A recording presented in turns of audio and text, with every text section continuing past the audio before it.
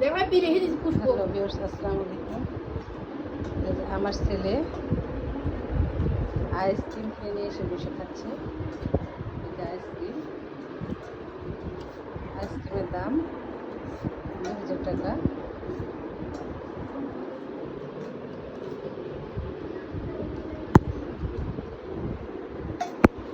Ice cream, chocolate ice cream, এগুলো chocolate ice cream, মুখ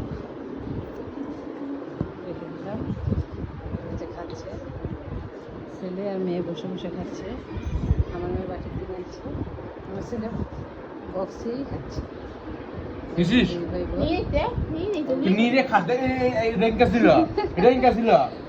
আচ্ছা বাবা, তোমার আমার বাবা কেউ টাকা দেয় না, আমার তো মা টাকা দেয় না, তো বাপ টাকা দেয় না, মা টাকা দেয় না, তো বাপ টাকা দেয় না।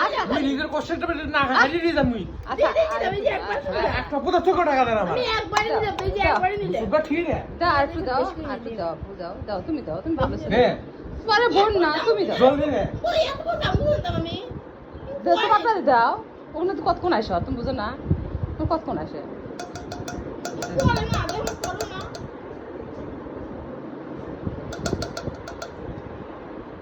তো চামচটা দিয়ে তুলে দে, তুই এমন করিস কেন বাবা?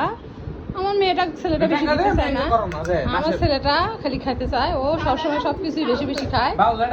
ও ছেলেকে আমার ছেলেই বেশি খায়, আমার মেয়ে সবসময় সবকিছু থেকে কম, মানে ও দেয় না। কি বলবো আর, খাও এখন। আজকে কি তোমার শেষ করবে এটা?